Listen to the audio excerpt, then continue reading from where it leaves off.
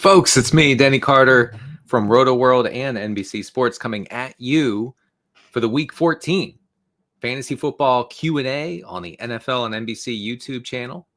I will be once again answering all of your questions ahead of what is, for most leagues, the final week in the fantasy football regular season. We're headed to the fantasy football postseason, where dreams live and or die. Actually, there's no and, it's just or. They live or die. I welcome both you and I welcome the sty in my right eye to the stream. I appreciate both entities for being here with me. Not going to pretend it's not there. It's there. I have a big old painful sty in my right eyelid. And I've had it for 3 days now. And it's slowly, very slowly, painfully going away.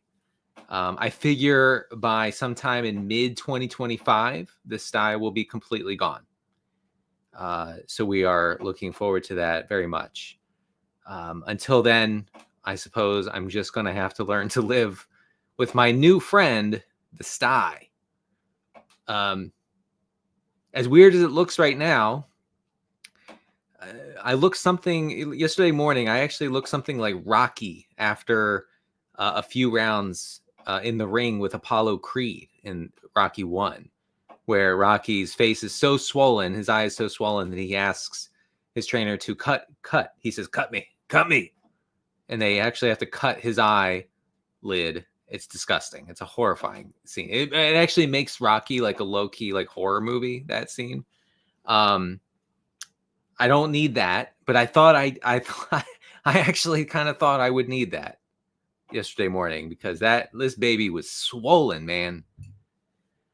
Nevertheless, we persist. I guess I didn't need to say all that, because a lot of you listen to this show in podcast form now. So I could have just pretended I don't have a sty that makes me look like a monster. Oh well. You can see I'm in the Christmas spirit here. I have all my decorations in place. Obviously will for the rest of the month. I'm wearing my lumberjack shirt, chopping wood more and more. I'm kidding. I literally could never do that. One thing before we get started. So I know folks are, fantasy football community is once again, the football community at large is once again tearing itself to shreds over Dan Campbell's fourth down decision making. In case you missed on Thursday night against Green Bay, Dan Campbell went for it, 4th and inches in field goal range, so that the Lions could run out the clock and then kick the game-winning field goal, and it worked to perfection. Okay, everything this guy does works at this point. As you know, I'm a big Dan Campbell fan because he is our analytics king. And what analytics geeks needed more than anything was a big burly guy, hyper masculine dude like Dan Campbell, to be the foremost analytics knower and doer in the NFL. It's fantastic. It's good PR for analytics, right? You know who was bad PR for analytics? Brandon Staley, man. Wow. That set back the movement, man, for like by generations. Brandon Staley going for it 4th and 10 on his own 25-yard line or whatever. I think he literally did that. Like, that's not a joke. And when the game is close. And the analytics said, don't do that. That's the thing. Brandon Staley would do things that analytics models would say, no. Brandon, you can't do that. And he would do it. And then the announcers and the fans, therefore, would interpret that as, oh, well, that's what the spreadsheets say. You go for it on 4th and 10 from your own 25 with the score tied in the third quarter. That's not, it's not the case. So Brandon Staley out, Dan Campbell in as the king of the analytics movement. Here's the thing, though. On that 4th and inches against Green Bay on Thursday night, the Lions would have added about 3% to their win probability if they had just kicked the field goal instead of gone for it. So the analytics said kick the field goal, which I'm sure every NFL announcer will be thrilled to know, because man, do announcers hate when teams go for it on fourth down late in the game. They hate it. It worked out, results over process always. But he actually, our guy, Dan, I call him that because, I know him. He's a friend. He actually went against the analytics there. And so I'm gonna do something that analytics haters always do, right? Because anytime an analytics model says you add a certain percentage to your win probability if you go for it on fourth down, what ball knowers will say, they'll say, well, the computer doesn't know this or that. The computer doesn't know about injuries. The computer doesn't know. No, the computer doesn't know what I know. And so I'll do that. I'll go with that little bit, right? Well, the computer didn't know that the Lions defense was getting shredded and that Jordan Love would have easily moved the ball into field goal range if he had 30 or 40 seconds left. Okay? So the computer doesn't know what it doesn't know. There are known unknowns and unknown unknowns. Going Rumsfeldian here on you early on a Friday. All right, let's get to your questions. We have Nicholas in the chat. Half PPR league, projected to lose by 12 after. Oh, don't worry about the projections, man. Come on. The computer doesn't know. Just remember that. You projected to lose by 12 after Thursday Night Football. I need a big swing with my flex. Who gives me the best chance to make up some points? Juwan Jennings or Rico Dowdle? Well, Dowdle's in a really good spot. First of all, the Cowboys are like they have an implied total of like 22 points this week, which is really high. I mean, they're playing against the Bengals, and the Cowboys are going to easily beat the Bengals, by the way, just as an FYI. And so I think Dowdle should be in a good spot to see 20 touches here. The way that you attack the Bears defense, the Niners are playing the Bears, is primarily on the ground.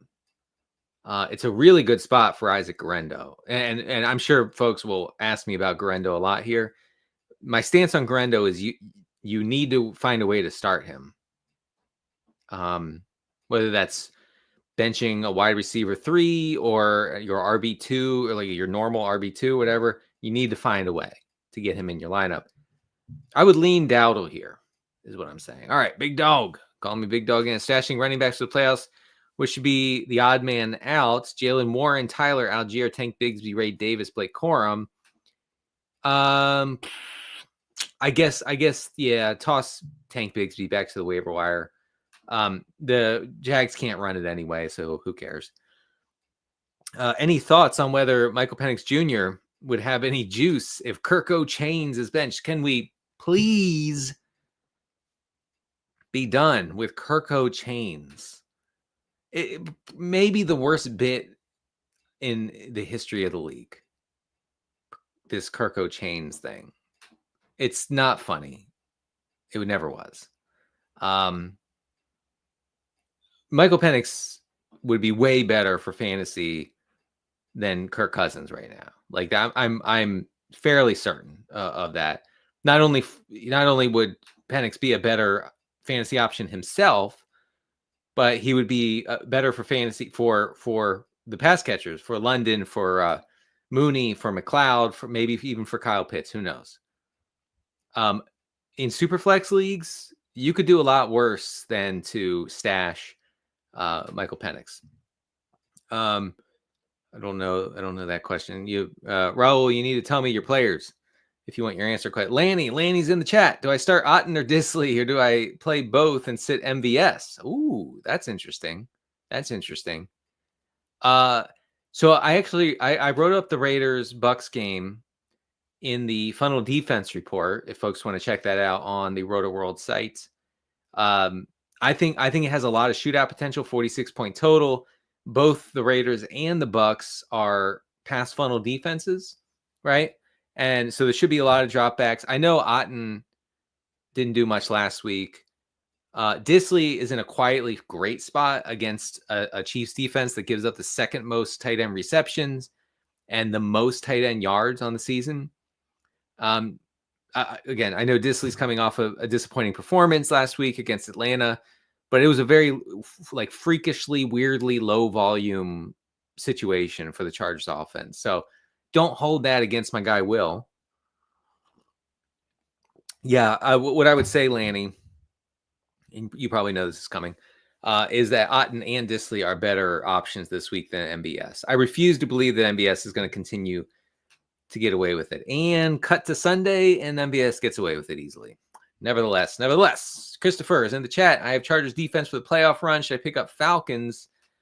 Chris, I don't know. Can I call you Chris? I'll call you Christopher. I don't know who the Chargers play in the playoffs. I have a lot of stuff in my head, rush yards over expected, pass rate over expected, all the expected things in football. Those are all in my head. What I don't have is the Chargers rest of season schedule, nor do I have the Falcons rest of season schedule. So maybe if you could throw those at me, I can help you. All right, Timothy in the chat, Timothy Chan, half PPR, start Disley or Noah Gray. Good question.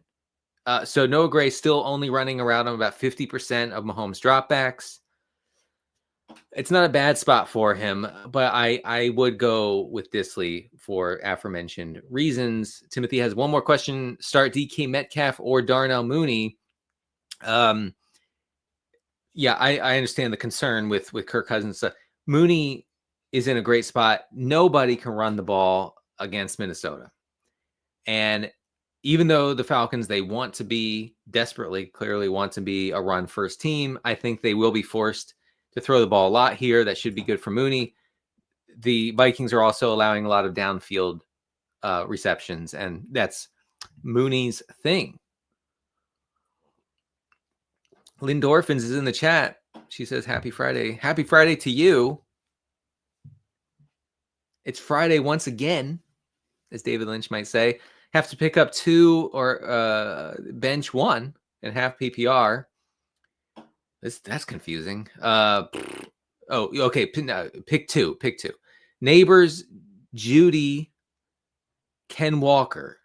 All right, you're starting Neighbors, you're starting Judy, period.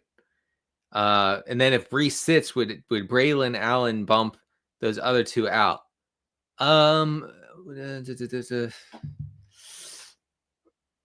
No. Because I don't know if Braylon Allen would take on the whole workload if Brees Hall is out. I think he would get the early down work. He would probably get the goal line work. But I don't know if he gets the pass catching work, which makes him kind of touchdown dependent. Lindorphins, one more question. Which tight end would you prefer rest of season and half PPR, Henry or Ferguson? I think Henry's the play. I do think Henry's being targeted on like 20+% of his routes. That's pretty dang strong for a tight end. Sorry to use harsh language, but that's good. That's good. He's also weirdly, Hunter Henry is like among the league leaders in tight end air yards over the past like 8 weeks. I looked into this strongly the other day. It's very weird. So Henry's a good option. Full PPR need to start one of Adunze, Elijah Moore, or Nick Westbrook Ikine. Nick Westbrook? How do you pronounce that name? Ikine? Ekine? Who knows? We'll call him NWI for now. That's what Matthew Berry calls him. I think Elijah Moore is the play there. All right. Let's see. Den Dog, got any sleeper wide receivers? Wow.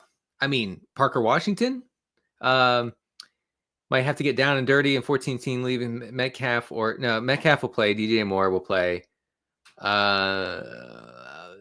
But I mean, there are some pretty sick plays out there. Leggett. You can even go Jalen Coker, who looks like he's going to play this week. the Panthers will probably have to pass a lot. I think that's about Trey Tucker, maybe, if you want to get really weird. Sterling Shepard, things of that nature. Folks, I want to thank Chris Wilson, my NBC Sports colleague, for throwing in my regression files for Week 14 and my funnel defense report from Week 14. Check those out in the chat. Patrick Mell is in the playoffs. Things of that nature. Rest of the season, do I roll with NWI over Tank Dell? Oh, that is so bleak. Excuse me. Other option is to grab MVS off waivers and pair with Juwan Johnson. Wow. You are down nightmarish, my man. Down biblically. Sorry to get religious. I mean, honestly, I would go Tank Dell. I would go Tank Dell and just hope that he's not as bad as he seems. Jerry's in the chat. Purdy or Herbert and Tracy or Pacheco if Hall doesn't play. The New Orleans run defense is pretty bad. So I would probably lean Tracy there, although he's had fumbling issues, but you can't worry about that. And I would go Herbert and Tracy there. Joe wants to know, have I considered washing my hands? He blames my sty on my lack of washing hands. I wash my hands plenty, man. I don't know what to tell you. I am prone to styes. They're brought on by stress, along with dirty eyelids. I'm going to go with the stress option. And I've been stressed out lately trying to figure out how to put together a lineup with 6 teams on bye. Okay. I'm down pretty bad at running back. So yeah. All right. Someone in the chat says, Denny is Greek god of air yards and Zeke propaganda. Oof. Wish I could delete those podcasts. Down bigly and need a running back between Braylon Allen, Algier, Vidal, and Spears, Jonathan Brooks, or Bigsby. Okay, so here's the thing. Gus Edwards was so awful last week as the de facto lead back for the Chargers. I wouldn't be surprised if Kamani Vidal gets the lead back role this week. I look, Greg Roman, Jim Harbaugh, they know what they're doing. Like, they saw what we saw. Gus Edwards has zero juice left. This is a guy in Gus Edwards who, for a long time in Baltimore, averaged over 5 yards a carry. There was a short period where he was like the most efficient running back in NFL history, which was cool, and of course did not last. That was like ages ago at this point. So I kind of want to say Kamani Vidal here. Jonathan Brooks might get a little more run too. Here we go. This is a good one. Thank you for throwing this in. This is important. Forget about your start sits. Well, don't forget about them. Keep those in your head. Throw them in the chat. But this viewer says, a better Christmas movie, Die Hard or Gremlins? And folks, it's Gremlins. I don't want to hear about Die Hard as a Christmas movie. Look, first of all, it's not like 2010 on Twitter. And secondly, it doesn't have any like Christmas spirit to it, right? Whereas Gremlins is pure Christmas spirit. Okay. I mean, clearly filmed in like Los Angeles in 80 degree weather, but nevertheless, lots of Christmas stuff going on in Gremlins. The bar scene in Gremlins is one of the most deranged, surreal things you may ever see as a human. Like you always feel like, oh, like where am I? Like, am I dreaming? What's going on when you're watching that bar scene in Gremlins? It's fantastic. I watch it every year with my son. So I would say Gremlins, but I am biased as a Gremlins truther. Something about okay, cleaning my eyelids. JT Nichols, Elijah Moore, or Addison in PPR looking like no Tillman. I mean, Addison's still kind of eating. If Cedric Tillman is out, then I think it's more. If not, I would lean Addison. Okay. All right. JM, can you definitely say whether or not it is Tipton season, as the kids call it? So my Rotoworld football show co-host, Pat Doherty, we have a running joke about Mason Tipton season. He's a receiver for the Saints. And for like weeks, we were like, well, like they have no choice but to throw it to Tipton. Well, apparently there's always a choice about throwing it to Mason Tipton. And the choice, the decision is always no, we're not going to be doing that. Thank you very much. So unfortunately, the Zoomers are incorrect. Okay. Let us millennials tell you that it definitively is not Tipton season. All right. Prince Disney fans in the chat. How's week 14 going down with the playoffs right around the corner? I don't know. All right. Full PPR tight end to start this week. Juwan Johnson or Noah Fant. Go with Juwan Johnson. Taysom Hill season is over. Maybe forever, honestly. 34 years old, torn ACL. Yeah, that's probably over. It was a good run, man. I mean, what a career for Taysom Hill. I mean, during that like explosion game a couple weeks ago, I know Pat Doherty doesn't want to admit it, but he's fast. Like he can run, Taysom Hill, against the Browns. I mean, you gotta give him credit, Pat, if you're listening. All right. If Breece Hall sits, is Braylon Allen a flex over Jonnu? My other running backs are Kamara, Garendo. Another tight end is McBride. You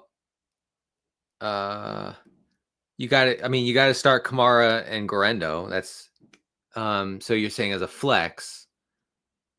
I would go with McBride over Jonnu. I know. I get it. I get it. Like the way that Tua is operating, he's averaging a league low 5.7 air yards per attempt.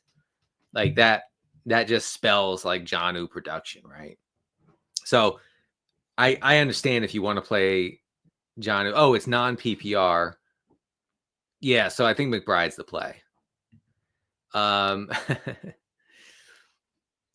So someone's gonna hold me to something I said, which I don't appreciate. I'd rather be unaccountable. But this person says, you mentioned Cowboys over the Bengals, quote, easily. So are you thinking Cooper Rush is going to have a big game and the Cowboys defense big day over the Bengals? Okay. All right. I say easily sort of as a bit. Obviously, if the Cowboys win, it's probably going to be close. I think Cooper Rush is a fine super flex option. CeeDee Lamb is a great play. Obviously, Jake Ferguson is definitely in play. We've seen tight ends just shred the Cincinnati defense, especially over the past 3 or 4 weeks. I mean, even Pat Freiermuth got in the act. The Muth of Luth, things of that nature. So, I actually think the Bengals Cowboys will be high scoring, but I don't actually think the Cowboys are going to blow out the Bengals. I'm sorry. All right. Full PPR, pick 2, Juwan Johnson, Jerry Jeudy, Khalil Shakir, Garrett Wilson, DeAndre Hopkins, Jordan Addison. I'm going to need more options, man. You got to give me 7, 8, 10 more options. I need you to list every active receiver in the NFL for week 14. I'm sorry, until you do that, I can't pick. I'm going with oh boy. Oh, it is kind of tough. Jennings and Jeudy. Garrett Wilson down bad. with Nico on bye and Neighbors maybe missing. You guys say that every week in the chat. Every week I log on and you guys are like, Neighbors out. Neighbors done. He's done. He's finished. And then I log on to rotoworld.com and it's like he'll be fine. Okay, so his hit, he won't practice. It's a new injury. I don't know, man. He'll probably be fine. But yeah, I mean, if Neighbors is out, and you need to start 2, I would go with Elijah Moore and NWI, and then bench Cooper and MVS the 4th. The person wants to know, can I play Sean Tucker if Bucky Irving is out? Yeah. I mean, you know what you're getting. Like Rashad White would run all the routes basically, I think, and be the main pass catching option. It would probably be a pass heavy script for Tampa. So, you know, you're getting like 7, maybe 8 touches for Sean Tucker here. But yeah, I think so. But Bucky Irving, I think, is expected to play. All right. Chad is in the chat. Is there any chance the Panthers catch the Eagles looking ahead to the big Steelers game and Bryce Young pulls out a top 12 quarterback value once again, heading into his absurdly favorable schedule? Look, by all the nerdy metrics, EPA, CPOE, QED, DEA, FBI, all of it, Bryce Young is top 10 quarterback over the past 2 weeks. I'm sorry if that triggers you. Just deal with it. Bryce Young is cooking. And as much as I think the Cowboys have a chance to upset the Bengals, my unspeakable take, which I will now speak, is that the Panthers can challenge the Eagles. Look, I'm sorry. I'm not going to be silenced. I'm going to say what I mean. I mean what I say. And I'm going to say that the Panthers are hot, man. The Panthers are believing in themselves. The Zoomers are saying that the Panthers are feeling themselves. And furthermore, Bryce Young is feeling himself. This is what they say. I think there's a small chance that it's a close game. Bryce Young is startable in Superflex, is what I would say. All right.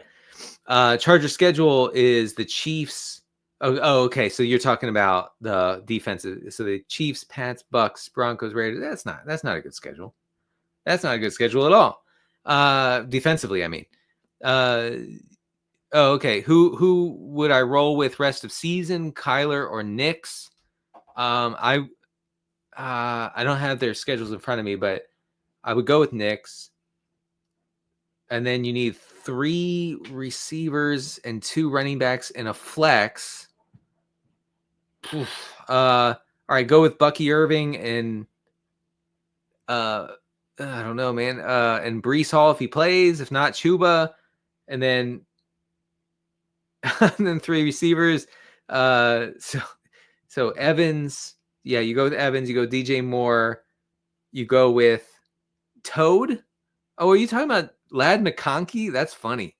Because Ladd McConkey does look like Toad from Mario. Yeah, you got to play Toad. You got to play Toadstool if he plays. All right. Let's see.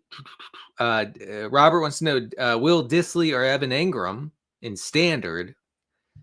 That's tough because it's like Dissly. They're both PPR scams, you know. I wrote up the Jaguars-Titans matchup in the Funnel Defense Report if folks want to check that out. I think there's pretty good evidence to suggest that Jacksonville will be pass heavy here against an exploitable Tennessee coverage unit. And Mac Jones tends to pepper Evan Engram. So I would go with Engram. All right. Rinkside Rips wants to know, drop 1 for rest of season. Drop 1 of Jameis, Nix, or Herbert. Oh, man, you're going to make me do this? Jeez. That's brutal.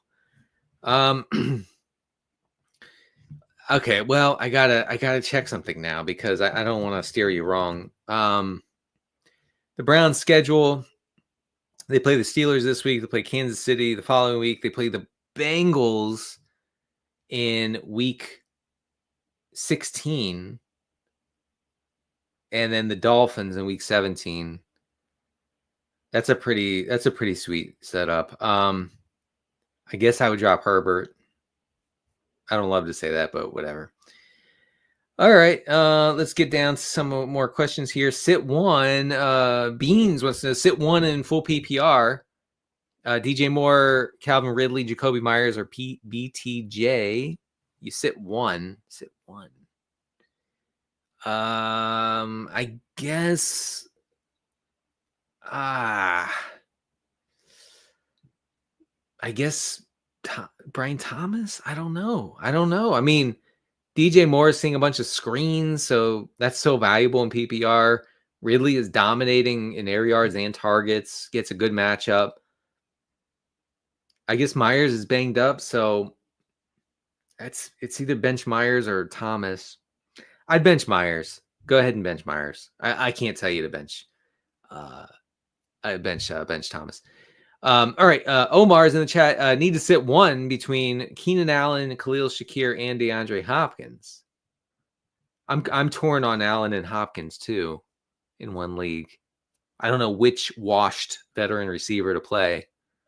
I'm kind of leaning Hopkins because the Chargers are a bit of a pass funnel, and Hopkins is Hopkins is only running around on like 55% of his of the Mahomes dropbacks, right? That's not great. That's kind of counteracted by the fact that Hopkins is being targeted on 25% of his pass routes. So when he's out there, when he's actually running a route, he is being targeted often. That kind of offsets, right? And it makes him viable. And then the Bears, again, I wrote up the Bears Niners in the Funnel Defense Report. The Bears have been ultra giga skibbity pass heavy. Okay. I'm trying to reach out to a younger audience here. But I think that can change. That will change this week against a massive, the most extreme run funnel defense in the NFL, the Niners.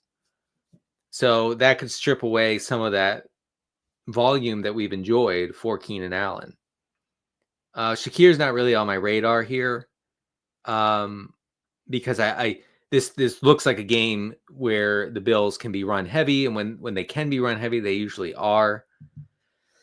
So now that I've talked about this question for 15 minutes, excuse me, sorry, I would say Hopkins. All right. Nico says, I caved and played Watson over Keenan last night in Superflex. Caved. That was a good play. That was a great play. Wait, you played Christian Watson over Keenan. Okay, you won. There you go. Play AOC or Keenan. Oh, okay. In Superflex, you got to go AOC. All right. Den Dog. Are we starting Neighbors over AJ Brown? Yeah. Well, again, this person says, I feel like Carolina is going to be a super Saquon, or not super Saquon game. Super Saquon, sure. He bids me a good day. You, sir, have won the internet, sir. Let's see. Neighbors over Brown. All right. I have a stat for you. The Eagles, when they have a lead this year, have a 35% pass rate. That's not just like low. That's like pre-World War II low. It's by far the lowest in the league. So if you think the Eagles are going to win comfortably and or blow out the Carolina Panthers this week, then it's possible Jalen Hurts only throws 20 passes. Now, of course, AJ Brown could get there. I mean, it just takes one. It takes one 60, 70-yard catch for a touchdown for AJ Brown to pay off for fantasy. But Malik Neighbors last week, and again, he's banged up, hip issue, so check his status on Saturday and Sunday. Check Rotoworld at least 15 times per day over the next 2 days, and you'll be fine. But Neighbors was targeted by Drew Lock on 30% of his routes on Thanksgiving against Dallas. So, I would think Neighbors is probably the safer bet. That's a tough one though. I guess if you dangled me out of a helicopter and said, which one, AJ Brown or Malik Neighbors, I would say, oh God, you didn't need to do this. You could have just asked me. You didn't need to dangle me out of a helicopter over a volcano, an active volcano, no less. You could have just asked on my live stream. I would probably say Neighbors. All right. Okay, yeah. Playoff question. Bo Nix gets the Colts, the Chargers, and the Bengals in the fantasy playoffs. Jordan Love gets Seattle, New Orleans, and Minnesota for the playoffs. Oh, that is ridiculously tough, man. All right, look, you can't hold on to both because I would kind of juggle matchups here. So the Packers are going to establish it like it's 1942 against the Seahawks. They're going to do the same against the Saints. But last time they played the Vikings, they were 12% over their expected pass rates. By far, the Packers' pass heaviest game of 2024 because no one runs on the Vikings, right? And so Love is in a great spot for that game against the Vikings. Now, I would start Nix in the first 2 weeks and then Love in the last week. But if you had to choose, I guess you go with Nix because the volume is just not there for Jordan Love. All right. Jared Bridge, pick 2 between Brian Thomas, DK Metcalf, Garendo, and Elijah Moore. It has to be Garendo, folks. Has to be Garendo. And go with Brian Thomas. All right. Mac Jones or Drew Lock. You also have BTJ. So you want to maybe lean in. That's a good play, I think. I'm sorry, I can't go with Drew Lock. I go with Mac Jones. I'm acting like Mac Jones is like clearly the best play of those two. I'm spitballing, man. I don't know what you want from me. Ken's in the chat. Please tell me that Bucky Irving, Mike Evans, and Malik Neighbors will play Sunday. Look, man, I don't have inside information. Okay, I wish I did. If I did, I wouldn't tell you guys anything. I would keep it all to myself and reap all the benefits. But I have no insider information. All I know is what's on rotoworld.com, which is why you should check the site. Again, 15 to 25 times per day on Saturday and Sunday. Upwards of 30. If you want to really be in, totally invested, you check Rotoworld 50 times a day. I'm just saying, if you want to win, that's what you do. Don't sleep. Don't eat. You check Rotoworld. Bucky Irving should be fine. Mike Evans should be fine. Malik Neighbors seems genuinely iffy. Brian is in the chat. Bill Belichick. The Bill Belichick discourse robbed me of hearing a Rotoworld breakdown of the Titans receivers and whether it's wheels up. Oh, really? Did we get off of that? Whether it's wheels up for NWI, Elijah Moore or NWI, I would go with Elijah Moore there. Chris Sales in the chat. Hello, Chris. Should I be concerned about Juwan Jennings? I have Mooney, Shakir, MHJ on my bench. Also, should I pick up a backup quarterback in case they decide to sit Burrow? Burrow's not going to sit. You don't have to worry about that. I think he wants to set the world on fire over the next few weeks. Probably wants the passing title. He's gonna play. I guess unless he gets banged up and then they have no reason. But I would play. I would probably no. I would go with MHJ with Marvin Harrison Jr. I guess slightly over Jennings. That's a tough one though. Is Travis Homer worth a stash if Swift is out? That's a good question. Swift, of course, did not practice. And let's see. I'm looking for new Swift. No, there's nothing on Swift here. So Let's see. Travis Homer would be the RB1 if Roschon Johnson and Swift are out. Yeah, so I actually that's such a good call that the first thing I'm going to do after this is go to my 14 team leagues and add Travis Homer. Of course, I'm going to try to add him, and he will have already been added by some absolute sicko in one of these leagues who probably acted on this news 48 hours ago.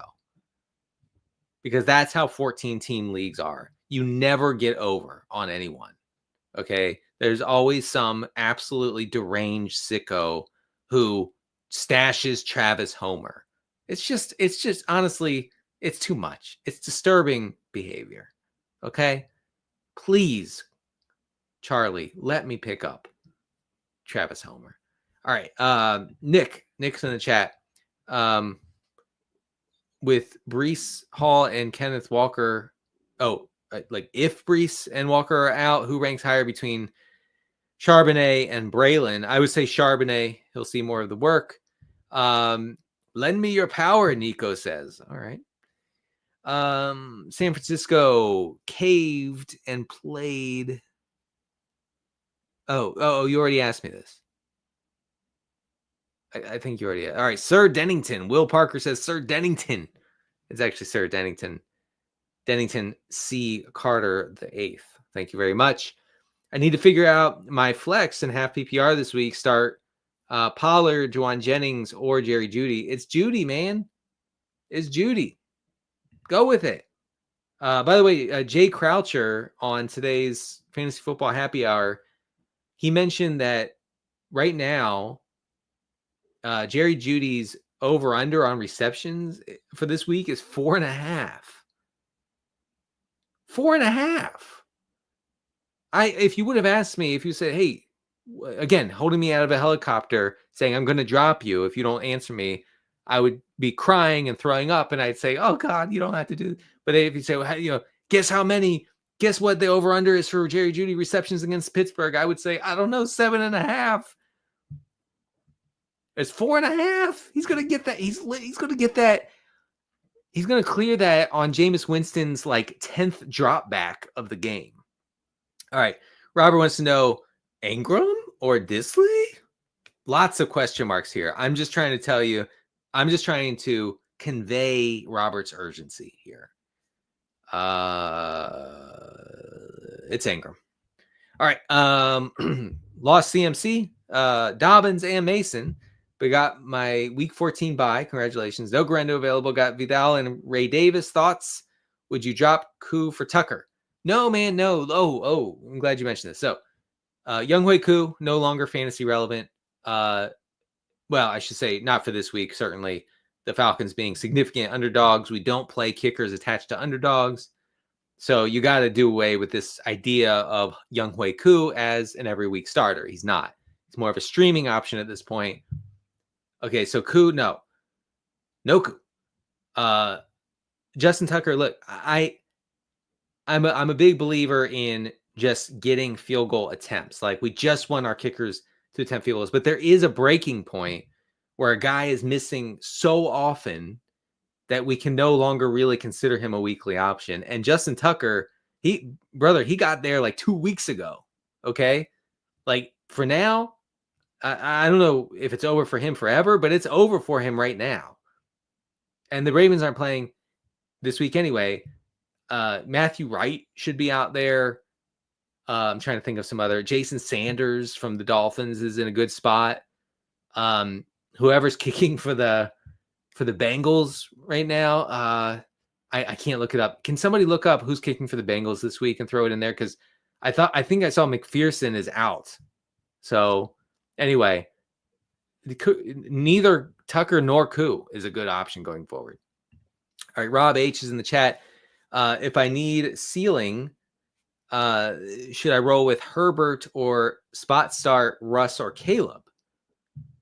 Ceiling, I think ceiling is Russ. I know he's not going to go crazy last week. Here's a good stat. I mentioned this on the Rotoworld football show on Thursday. If you guys want to check that out, Steelers were 15% over their expected pass rate in week 13 against Cincinnati, right? Their previous high in 2024 was 0% pass rate over expected. So that ain't happening again. But Russ's touchdown rate this year is only 5.3%. That's not crazy. Like, he isn't like breached 7 or 8%, and you're just saying, well, this guy's a regression candidate. He's not really a regression candidate. So I think he's the ceiling option here. If he can keep the touchdowns rolling. Germ the Germ wants to know Disley over Devontae Smith. Woof. I mean, it's a valid question. Like I said, 35% pass rate for the Eagles when they're leading. You know what? I think so. I think it's Disley. I think it's Disley over Devontae Smith. That's gross. But yeah. Oh, we have a breaking news story. No Breece Hall at practice on Friday. All right. So I think Braylon Allen's a top 24 option. That's what I'd say. I hope that helps. Chris Sales again in the chat. Hello, Chris. How do we feel about the Cardinals defense or the Saints defense? No, man. No. The Saints are in a great spot. Play the Saints defense. All right. We have more breaking news.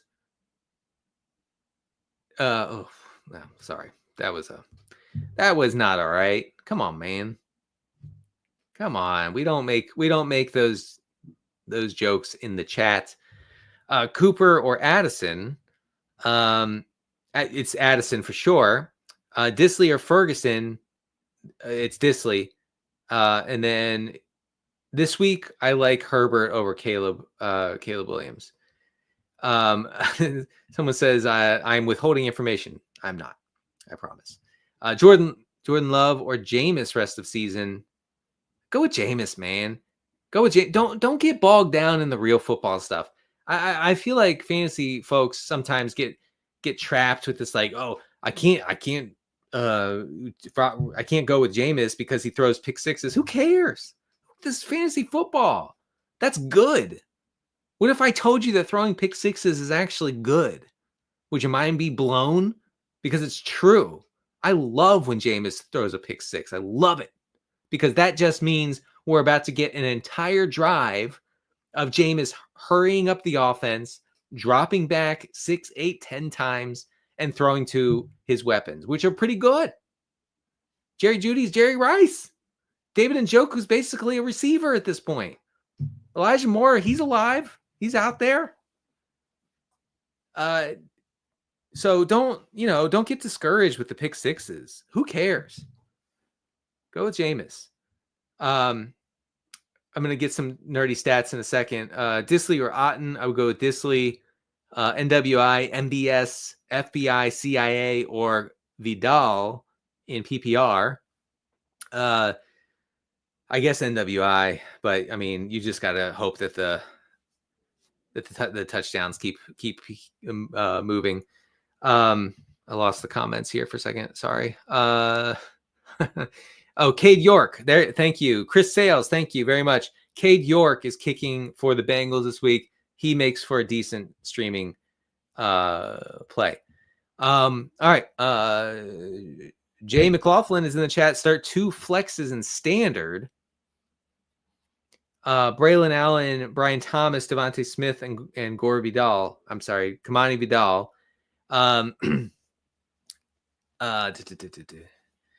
Refreshing Roto Ball. No, man, don't refresh Roto Ball. Refresh Roto World for the 50th time. Come on. So Breece is out. So I guess it's Braylon and Brian Thomas. Hope that helps. Kevin, JSN or GW. GW, man, you want me to? I don't know who that is.